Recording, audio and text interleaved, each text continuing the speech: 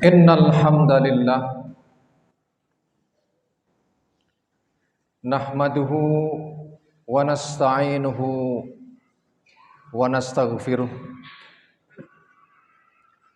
na'udzu billahi min syururi anfusina wa min sayyiati a'malina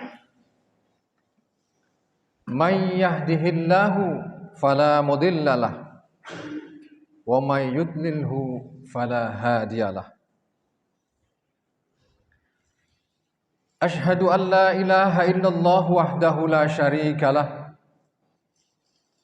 wa ashhadu anna Muhammadan abduhu wa rasuluhu la nabiyya ba'dah. Allahumma salli wa sallim wa barik ala hadzal nabiyil karim Sayyidina Muhammadin sallallahu alaihi wasallam wa alihi wa ashabihi wa man tabi'ahum bi ihsanin ila yaumil qiyamah. Wa ba'du, subhanaka la ilma lana illa ma 'allamtana innaka antal alimul hakim.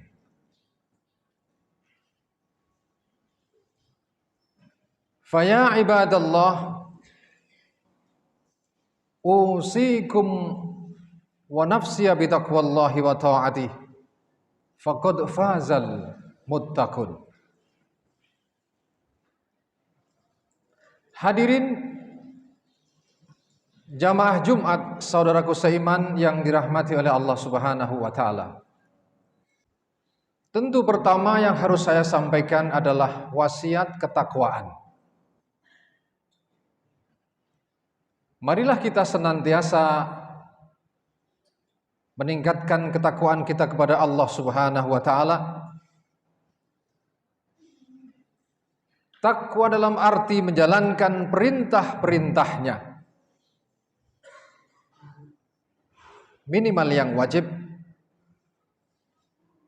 menambahkan yang sunnah adalah lebih utama, dan lebih utama lagi adalah mensedikitkan yang mubah.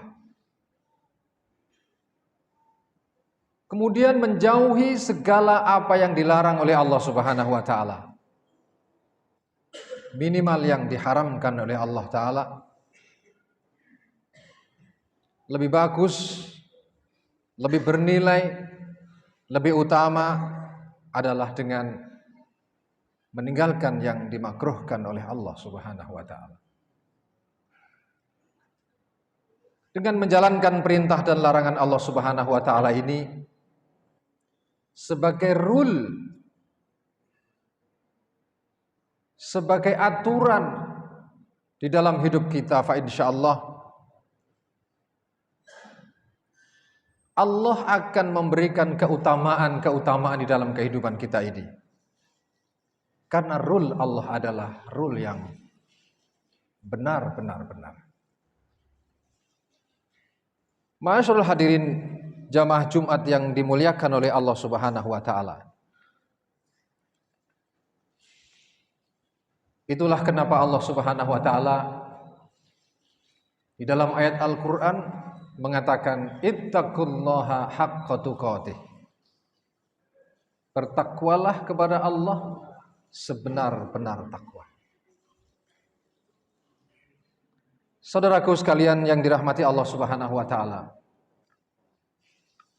siapapun kita yang memegang kebenaran, pasti hidupnya akan menjadi lebih kuat. Kenapa demikian? Mari kita lihat secara pendek apa itu kebenaran. Kebenaran adalah pernyataan yang sama dan sebangun dengan kenyataan. Jadi kalau misalnya ada pernyataan begini, semua manusia pasti mati. Itu pernyataan. Mari kita lihat di dalam kenyataannya bagaimana. Kenyataannya manusia semuanya mati. Maka pernyataan itu yang menyatakan bahwa semua manusia pasti mati, itu adalah kebenaran. Dan ini adalah kebenaran jenis pertama, yaitu kebenaran yang benar-benar benar. 100% benar.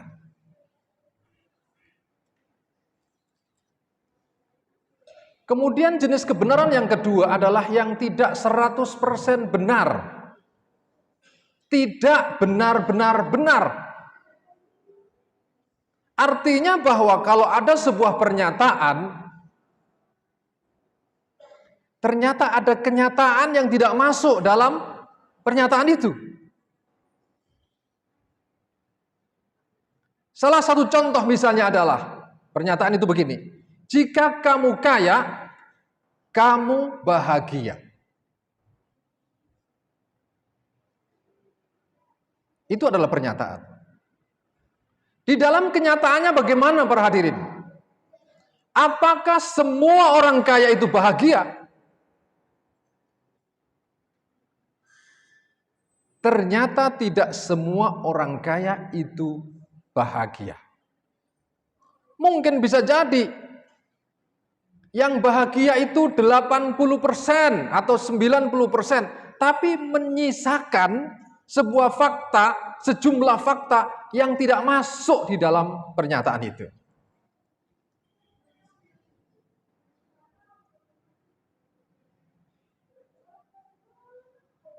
Maka oleh karena itu, inilah jenis kebenaran yang kedua. Kemudian kebenaran yang ketiga adalah kebenaran yang benar-benar tidak benar. Artinya bahwa pernyataan itu 100% menyalahi fakta. Dan ini adalah kebalikan dari pernyataan yang pertama. Jadi misalnya seseorang dikasih buah, kemudian menyatakan begini, jika kau makan buah ini, kau menjadi abadi. Itu pernyataannya. Pernyataan iblis kepada Nabiullah Adam alaihi salatu wassalam ketika di surga begitu. Adam, jika kau makan buah ini adalah buah keabadian. Kamu pasti abadi.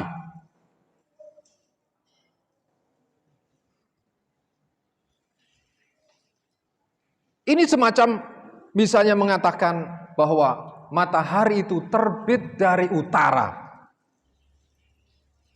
Itu adalah benar-benar tidak benar. Kebenarannya adalah nol. Ma'asyiral hadirin jamaah Jumat yang dimuliakan oleh Allah Subhanahu wa taala. Jadi pernyataan versus kenyataan yang menjadikan kita bisa memilah. Selama ini kita sudah mengumpulkan kebenaran macam yang mana sampai hari ini, sampai umur kita sekarang ini. Apakah yang kita pegang adalah kebenaran yang berdasarkan fakta yang tidak terbantahkan, atau berdasarkan opini? Apalagi sesuatu yang hoax. Ma'asyiral hadirin jamaah Jumat, saudaraku seiman yang dirahmati oleh Allah Subhanahu wa taala. Oleh karena itu marilah kita mengklarifikasi yang selama ini kita yakini sebagai sebuah kebenaran. Apakah itu memang benar-benar benar? Atau tidak benar-benar benar? Atau bahkan yang ketiga adalah benar-benar tidak benar?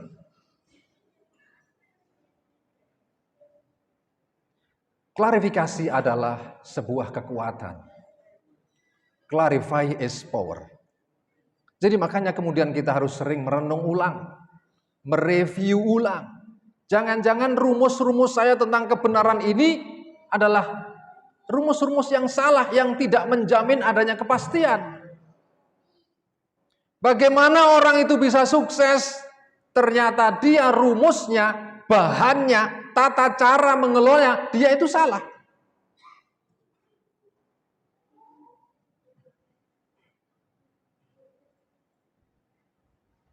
Ma'asyiral hadirin, jamaah Jumat yang dimuliakan Allah Subhanahu wa taala. Memegang kepastian. Siapa orangnya yang memegang kepastian? Yang dengan kepastian itu maka dia memperoleh kebenaran jenis pertama yang benar-benar benar. Dia akan menapaki kehidupan ini, perjalanannya adalah dengan pasti.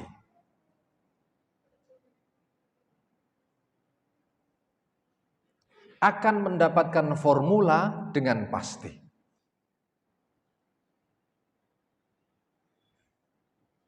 Dia akan menang, dia akan kuat, dia akan bertumbuh sehat karena yang dipegang itu pasti.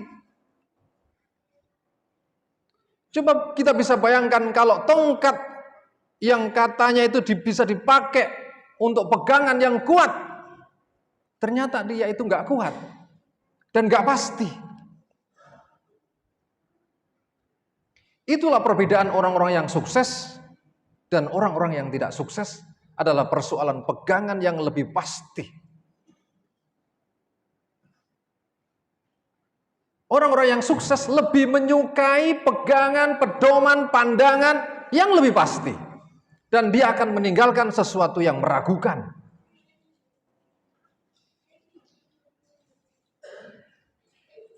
Maka kenapa Islam dilarang meyakini sesuatu yang tidak pasti? Iman itu definisinya adalah tasdikul jazim. Pembenaran sampai pada tingkat yang pasti. Mutabikun lil waqi'i, yang sesuai dengan fakta. Andalilin, berdasarkan bukti. Jadi kalau kita tidak mempunyai bukti, tidak mengklarifikasi sebuah keyakinan dengan bukti-bukti, maka sebenarnya kita bisa terjebak pada keyakinan yang rapuh. Kita datang ke dukun dan mempercayai apa kata dukun. Makanya itu diharamkan di dalam Islam. Karena seringkali dan banyak kali apa yang dikatakan dukun itu tidak berdasarkan fakta, tapi berdasarkan hoax. Orang yang memegang ketidakpastian dan kemudian meninggalkan kepastian adalah orang yang bodoh. Ada yang lebih pasti, dia yang memilih yang tidak pasti.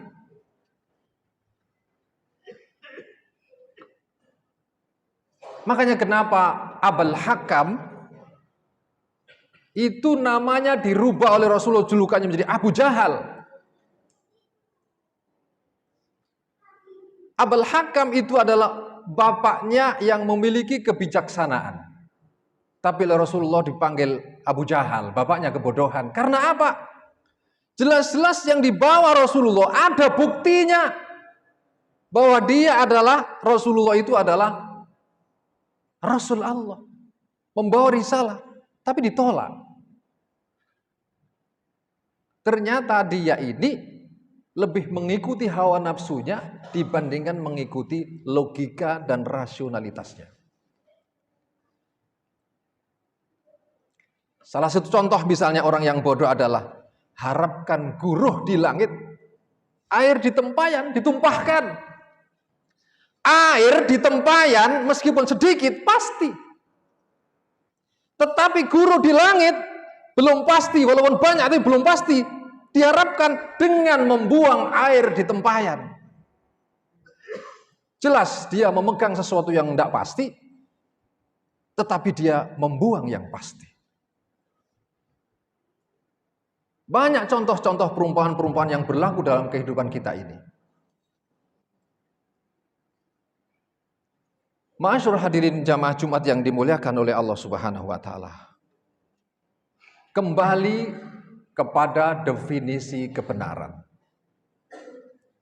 Apa-apa yang saya sampaikan di awal-awal itu memang lebih mudah karena satu variabel. Kita bisa menilai dan bisa mengklarifikasi. Semua manusia pasti mati. Itu mudah secara indrawi. Itu benar. Matahari terbit dari utara, itu pasti salah. Dan itu mudah sekali menilainya. Itu pasti salah. Karena itu satu variabel. Persoalannya adalah apabila kita disuruh mengklarifikasi sebuah kebenaran, tapi variabelnya itu 1, 2, X1, X2, X3, X4. Mana yang paling berpengaruh terhadap kebenaran? Nilainya itu. Jika A maka B.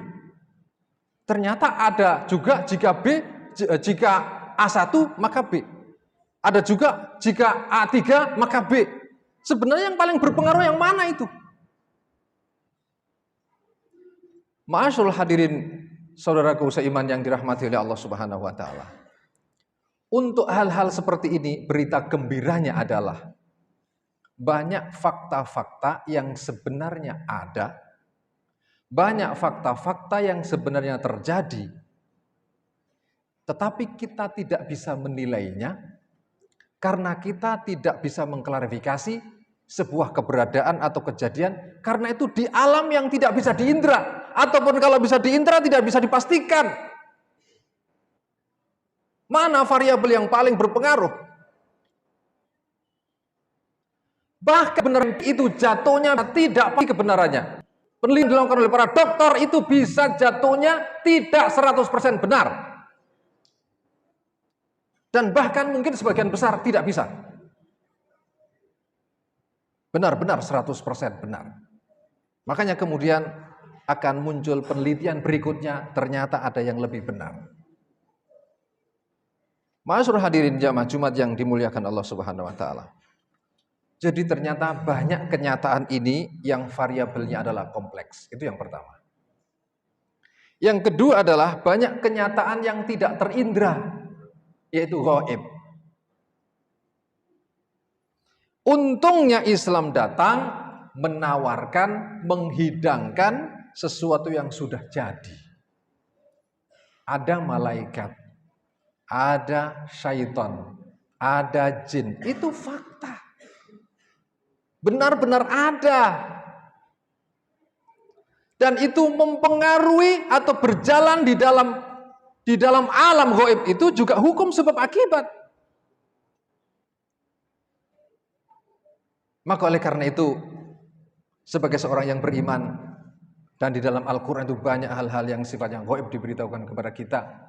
Kita bergembira dan kita sambut bahwa itu adalah kebenaran yang 100% benar.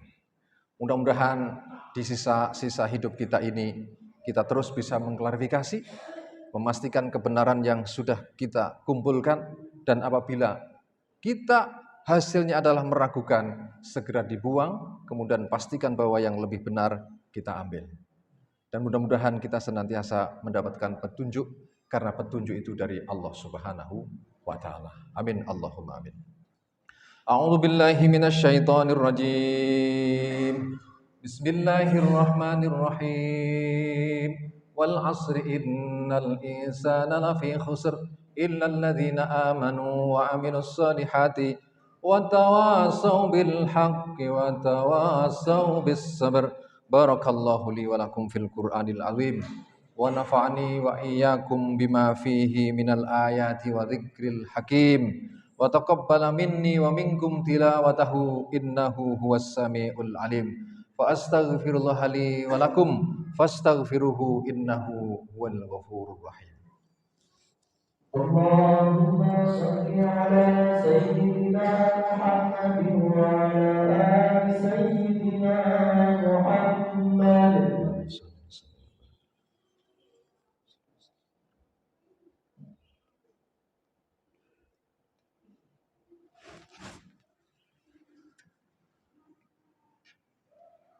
Alhamdulillah, asyhadu an la ilaha illallah wahdahu la syarikalah, wa asyhadu anna Muhammadan abduhu wa rasuluhu la nabiyya ba'dah.